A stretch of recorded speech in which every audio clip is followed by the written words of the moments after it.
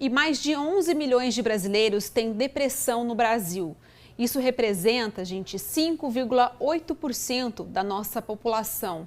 Esses são dados da Organização Mundial da Saúde. É muita coisa, né, gente?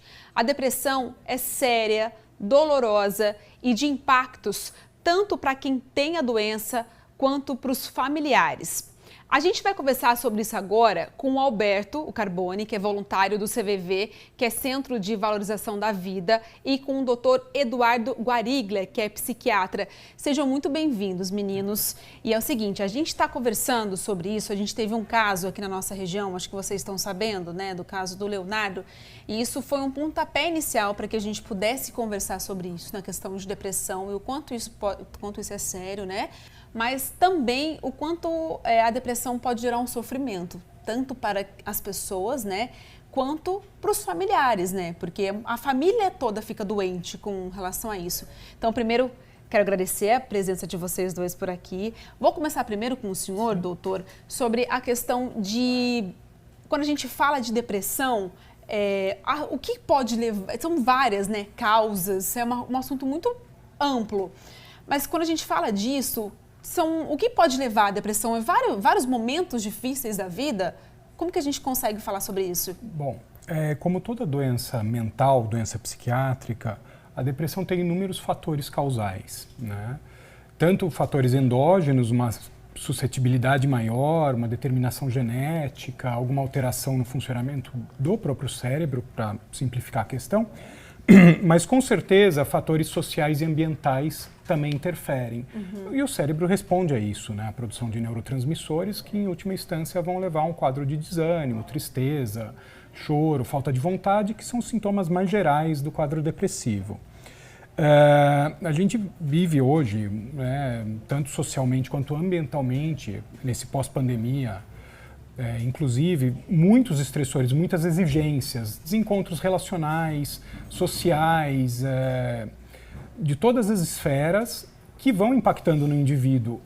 E também a ausência de espaços onde as pessoas possam conversar sobre isso, falar de si, serem ouvidas. Falar, né? Conversar sobre os seus sentimentos mesmo, né? Sim, isso é essencial para tanto reconhecerem a si próprias os seus sentimentos e serem validadas pelo outro ou por si mesmas e serem ouvidas por outro. A pandemia, né, veio muito forte agora, acometendo principalmente duas faixas etárias, os idosos e os adolescentes. Os jovens, as né? duas pontas, né? Os idosos porque já tinha uma restrição muito grande do convívio social e ambiental, pela inadequação e tal do sistema, e porque foram os mais reclusos na pandemia, pelo maior risco. E os jovens, porque estavam justamente naquela fase de sair para o mundo e aí fechou tudo. Então o impacto foi muito grande. Lidar com os nossos sentimentos é muito difícil, né? Poder lidar com os nossos sentimentos é sempre um conflito muito grande. E daí lidar sozinho, como você falou, né? De não ter quem conversar, é muito complicado. E essa faixa etária dos jovens, a gente está vendo muito novo, né? As crianças e essa faixa etária cada vez mais desenvolvendo essa questão da depressão, precisando buscar ajuda, né? Sim, porque as exigências estão vindo cada vez mais cedo. Hoje você pega crianças de 7, 8, 10 anos que tem uma agenda super sobrecarregada, um distanciamento dos pais que estão sobrecarregados com trabalhos e outras exigências profissionais ou pessoais, e a pouca convivência. Esse espaço que existia antigamente, né? Antigamente as pessoas até no final da tarde punham a cadeira para a rua, conversavam entre si. Isso se perdeu. As famílias não têm mais espaço em comum para conversar, para trocar, né? As telas, né, também puxam muito para o interior, né? Para a individualização. Para o isolamento, né? Eu chego em casa e eu faço o quê? Eu me fecho no meu celular, no meu computador. Antigamente chegava em casa, a gente ia pra rua com o uniforme da escola, não era? A gente tava doido para poder ir brincar, né? Interagir. Hoje em dia é o computador, né? Alberto, eu queria que o senhor me falasse sobre a sua experiência. A gente sabe, né, que todo o trabalho que vocês fazem no CVV é sigiloso, mas com a sua experiência do dia a dia, você sente também que os jovens estão carentes dessa questão do contato, do conversar, da necessidade de ter essa questão de falar dos seus sentimentos? Na verdade, nós temos uma faixa muito ampla de atendimento, né? Nós temos atendimento de crianças de 10 anos até idosos, como o doutor falou, né? O que a gente gostaria de frisar para a população são números. O CVV, ele tem 120 postos no Brasil. Esses 120 postos receberam, em 2022, 4 milhões de atendimentos. Uau! O que dá mais ou menos 10 mil pessoas por dia ligando. E eu vou frisar para a população, 10 mil atendimentos por dia. Vamos fazer uma conta meio boba aí, de que dessas 10 mil pessoas por dia, 1% esteja pensando em suicídio. Menos ainda, 0,5%. A gente está falando em 50 pessoas por dia pensando em suicídio. Então a gente sempre frisa esse tipo de número para a população, para que comece a buscar ajuda. Quando a gente fala em ajuda, a gente costuma dizer muito que o CVV é um pronto-socorro. A pessoa está desanimada, está talvez depressiva, ela liga para o CVV. O CVV vai conversar com ela, vai manter um diálogo empático com ela. Conseguiu conversar? Ótimo. Amanhã é dia de procurar ajuda profissional. Psiquiatras e psicólogos. Entendi. É um momento ali daquela necessidade da conversa, como... Essa escuta, né? Aquele momento de desabafo, eu preciso desabafar, tem aquele negócio que está me fazendo mal, é o momento de ligar no CVV. Exatamente. E o CVV, como eu falei, essa escuta empática é muito importante, porque a pessoa, primeiro, ela tem um certo receio de falar com alguém desconhecido. Não, eu vou falar com um desconhecido, tudo bem, não é assim. Ela tem receio de falar com um desconhecido. E é bom frisar também que as ligações são sigilosas. Nós não perguntamos nome de cidade, nome de estado, porque agora o CVV é nacionalizado, né? Nós temos atendimento nos 27 estados da federação, mais o Distrito Federal. Então, normalmente aqui de São José, nós atendemos pessoas do Pará, do Rio Grande do Sul, Rio Grande do Norte, Bahia.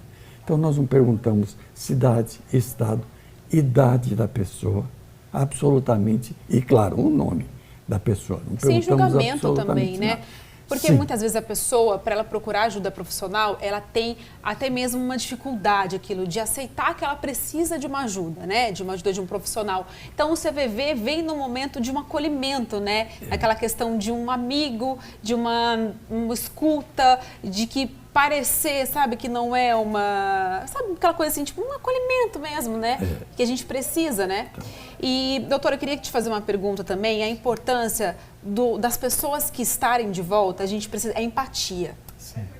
Como que a gente consegue ajudar, às vezes, um colega, um familiar, da gente pensar assim, isso não é frescura, porque às vezes a gente tem um amigo no trabalho que está ficando um pouco mais quieto, ou um amigo mesmo em casa, um familiar que está passando por um momento difícil e a gente conseguir dar um start e falar, acho que isso aqui está passando um pouquinho do limite. E a gente ter empatia também com o outro para a gente poder ajudar. Sim, isso é essencial, é muito importante.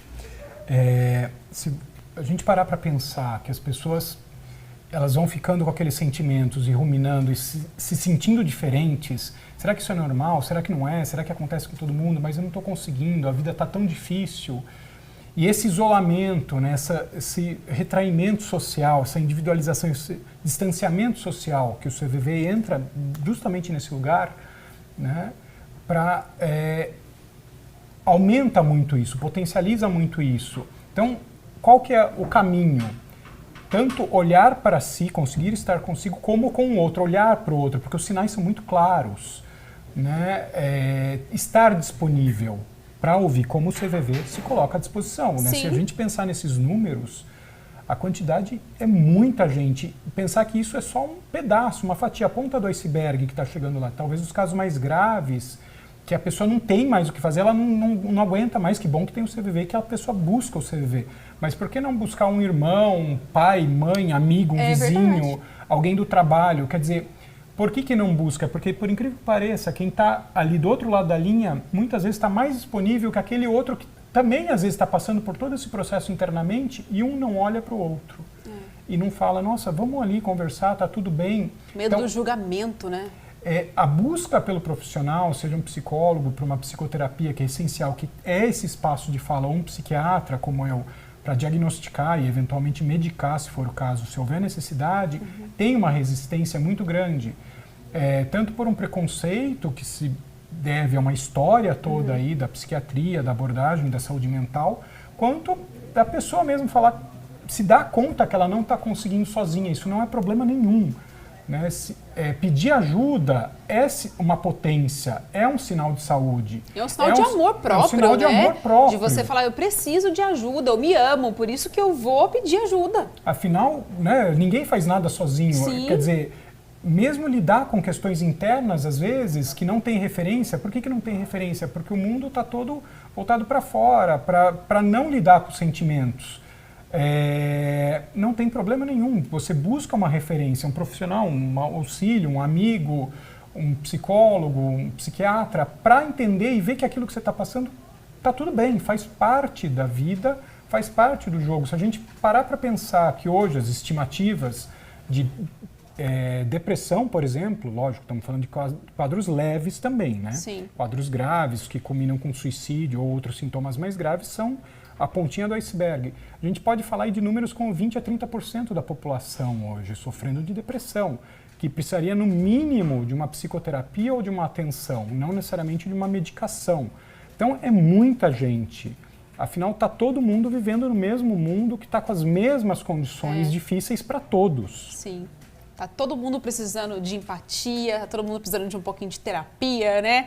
Olha só, a gente pediu conversar, né? Um pouquinho mais de amor. A gente pediu no comecinho do jornal a participação do pessoal, porque aqui o pessoal do jornal é participativo. E a gente chegou aqui, já vi que tinha participação, e eu vou começar aqui com a pergunta para vocês, e daí a gente vai dividindo de acordo com as perguntas, tá bom? A gente tem aqui a participação do pessoal de São José, e falaram aqui, olha, boa tarde, Gabi, sou a Franciele de São José dos Campos, e gostaria de saber quais são os sintomas para saber se a pessoa está com depressão. A gente já falou um pouquinho sobre isso, doutor, mas... e onde podemos pedir ajuda? Então, a gente tem aqui uma resposta que dá para os dois responderem, né? A gente já conversou um pouquinho sobre os sintomas, mas eu gostaria que vocês reforçassem.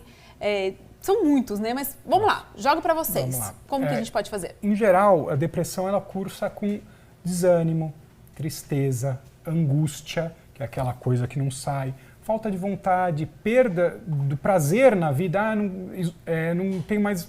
Eu até como, mas né, não tenho tanta vontade de comer. A alimentação pode tanto aumentar quanto diminuir, assim como o sono pode aumentar ou diminuir também. A pessoa quer se isolar, não quer mais sair, evita contato social, tem muito esforço para fazer as coisas. E existem sintomas mais graves, como começar a questionar a vida, pensar em morte, até a tentativa de suicídio, que seria um dos sintomas mais graves. E pode também cursar o que a gente chama de sintomas psicóticos, que é uma confusão com a realidade. Ter ideias que não correspondem com a sua história de vida e com o seu contexto social e cultural, ou ouvir e ver coisas que não correspondem com a realidade compartilhada, que é o que a gente chama de sintomas psicóticos. Aí, para passar a bola aqui... Ajuda. Pedir ajuda para as pessoas mais próximas, sempre, familiares, amigos, companheiros, ou profissionais também, não há problema algum. Psicólogos ou psiquiatras, ou também no serviço público de saúde, o SUS está aí para isso, né? As prefeituras hoje em dia estão trabalhando bastante para isso, né? Tem ferramentas de saúde mental. Acessar os serviços de saúde, mesmo que seja o médico de saúde da família, o clínico geral, o posto de saúde, que vão encaminhar os serviços correspondentes e adequados para isso. E o CVV? E o CVV. E o CVV, além disso, tem o Francisca Júlia, que em parceria com a prefeitura, trabalho incrível aqui em São ele José. mantém um pronto-socorro 24 horas de psicoterapia. Sim. Que é muito importante. né? Antigamente não se tinha isso. Agora, com esse acordo, com esse convênio com a prefeitura, o CVV Francisca Júlia oferece isso para a população. O atendimento lá é 24 horas também, É 24 né? horas, é 24 horas. E também 24 horas nós temos o CVV, tá? Deixa eu fazer a propaganda. Por favor, né? faça isso. Olha, 188. 188. Telefone gratuito, partindo de ligações de fixo, de orelhão e de celular. Qualquer hora do dia, qualquer hora da noite, vai ter sempre um voluntário disposto a ouvir a pessoa. Outra coisa que eu quero perguntar para o senhor, antes de seguir aqui minha pergunta, que é muito importante também. Além da pessoa que busca ajuda, assim como o senhor que é voluntário, se alguma pessoa quiser se voluntariar para fazer parte do CVV também, tem como? Sim, nós temos periodicamente cursos de CVV, cursos de seleção para voluntários. Então, são mais ou menos 3 cursos ao ano. O próximo curso inicia-se no dia 4 de março. Boa. Então, para quem quiser fazer parte do CVV, em São José dos Campos, ou São Sebastião, que nós estamos fazendo os cursos em conjunto, né? Pode mandar um e-mail para sãojosédoscampos@cvv.org.br. Eu vou repetir, sãojosédoscampos@cvv.org.br, informando o telefone e esperando que a gente faça a seleção. É legal porque ao mesmo tempo, né, que as pessoas precisam de ajuda, é tão bacana ajudar também, né? Olha só, seguimos aqui, temos mais participação. Olha, a Heloísa de Jacareí, ela mandou o seguinte: faço tratamento para depressão há 20 anos e agora a médica falou que estou com um transtorno bipolar. Tem dias como hoje que não consigo fazer nada, parece que tenho fraqueza. E aí, doutor? Para esclarecer, né, o transtorno afetivo bipolar, ou transtorno bipolar do humor, ele cursa com dois aspectos: as fases de depressão, que são características, que é o que a gente está falando, e as fases que a gente chama de euforia. Eu prefiro dar esse nome, o nome técnico é outro, mas gera muita confusão, que seria o oposto da depressão. Ela tem muita vontade, muito ânimo, dorme muito pouco, tem energia para tudo, fala super rápido, quer estar fazendo coisa o tempo todo, né? É uma característica, nem sempre no primeiro momento é possível identificar. Em geral, a pessoa tende a buscar ajuda quando ela está no quadro depressivo, que gera muito sofrimento. O quadro de euforia, em geral, a pessoa está tudo bem, né? Os outros que estão olhando falando tem alguma coisa errado. E tinha um final aí da fala. Ela falou que tem dias que ela não consegue fazer nada, que ela sente muita fraqueza. Isso é um sintoma clássico da depressão. Também a depressão, importante isso, que ela me fez lembrar. A depressão muitas vezes pode cursar com sintomas físicos, dor, mal-estar. É muito comum em populações que têm uma dificuldade de expressão verbal ou emocional culturalmente mais difícil, expressar com um quadro só físico. Um quadro doloroso pode ser um sintoma de depressão. Não é tão forte que vai para o corpo mesmo, é físico? Isso, vai direto para o corpo, não passa nem pelo emocional, nem pelo mental, pelo racional. A gente imagina que vai ser só emocional, né? Não. E doutor, é comum também a depressão, às vezes, levar para outros problemas mentais, como no caso da bipolaridade ou outros transtornos, assim como no caso dessa pessoa que falou que tá, né, da depressão, foi para o transtorno bipolar? Então, não necessariamente ela foi para o transtorno afetivo bipolar. É que às vezes ela teve um quadro depressivo, ela já tinha uma predisposição para transtorno afetivo bipolar, mas apareceu um quadro depressivo. Então foi tratado dessa forma durante muito tempo, até que sobreveio o quadro de euforia. Lembrar que os quadros de saúde mental, eles não são tão precisos quanto uma hipertensão, que você vai, mede a pressão, está hipertenso, leve, moderado, grave, ou um quadro de diabetes, que mede a glicemia e está lá o parâmetro objetivo.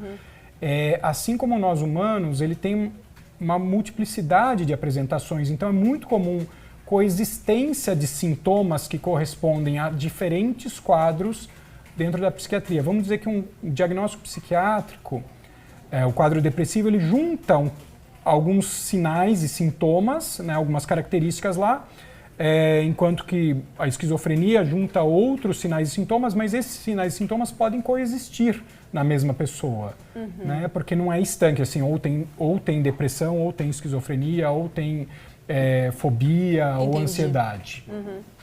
Temos mais mensagens aqui e que vai muito ao encontro também que muitas pessoas estão passando no momento.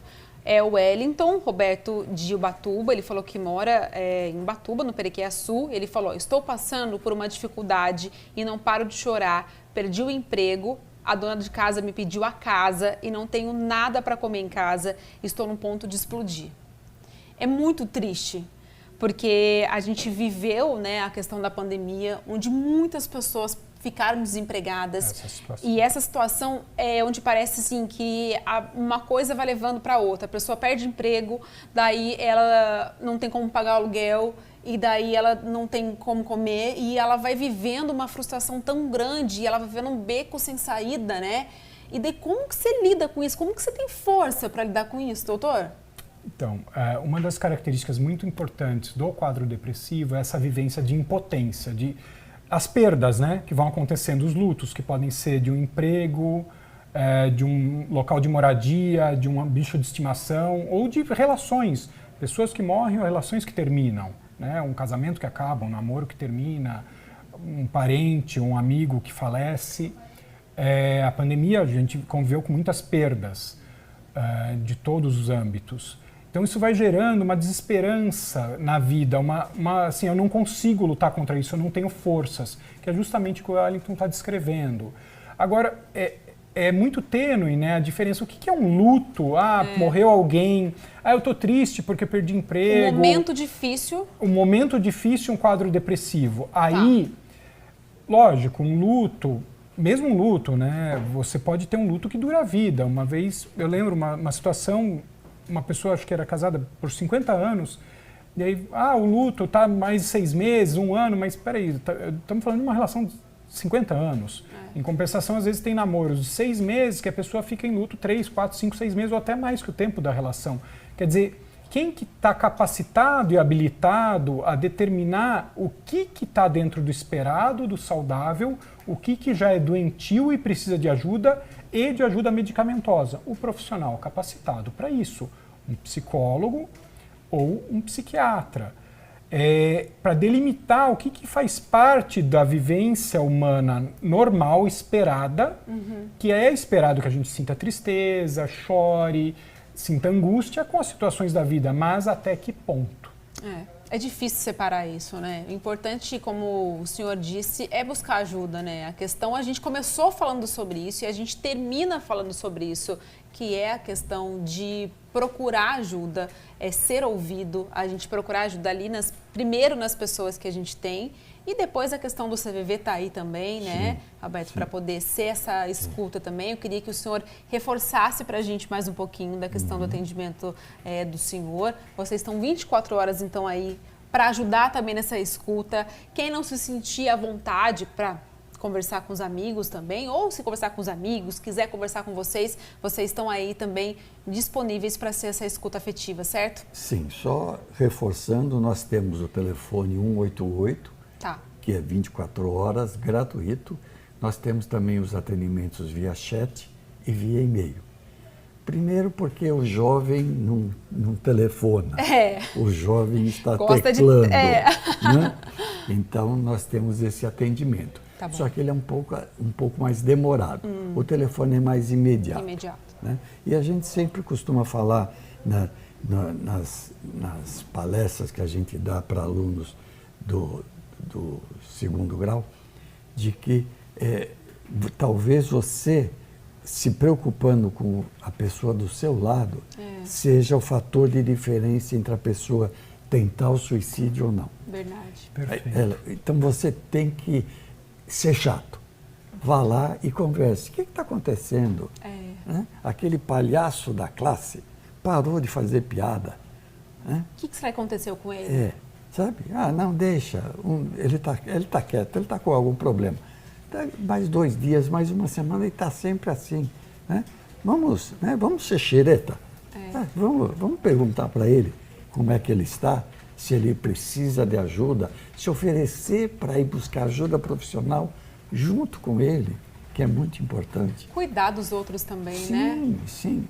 Fazer o que gostaríamos que fizesse com a gente. É verdade. É Não tão é? bom, né? Quando a gente está Nossa. num dia ruim, num dia que não é tão legal e alguém vem e Ser- pergunta se você está precisando de alguma Traz coisa. um olhar, qualquer coisa, tô aqui, tô vamos aqui. conversar, tá tudo bem? Ser cuidado, Ser né? cuidado, Todo né? mundo Ser gosta amado. de ser Todo cuidado, mundo precisa, né? E às vezes isso no começo pode ajudar realmente a não desenvolver daqui para frente, daqui uns dias, daqui uns meses, Sim. um quadro depressivo, né? Sim. Doutor, muito obrigada também pela sua participação. Você gostaria de falar mais alguma coisa? Obrigado, gostaria de agradecer o convite, lembrando que estamos no Janeiro Branco, mês da saúde mental, então o tema é mais que propício e obrigado. Eu que agradeço, muito obrigada por vocês dois. É muito importante falar abertamente sobre isso, né? Antigamente a gente tinha um tabu, as pessoas não se falavam, né, sobre questão de saúde mental, sobre medicação, e é muito bom a gente poder falar realmente abertamente sobre isso. E queria agradecer e parabenizar vocês pelo trabalho de vocês, viu? Obrigada pela participação. Obrigado. Nós é que agradecemos. Obrigada, gente.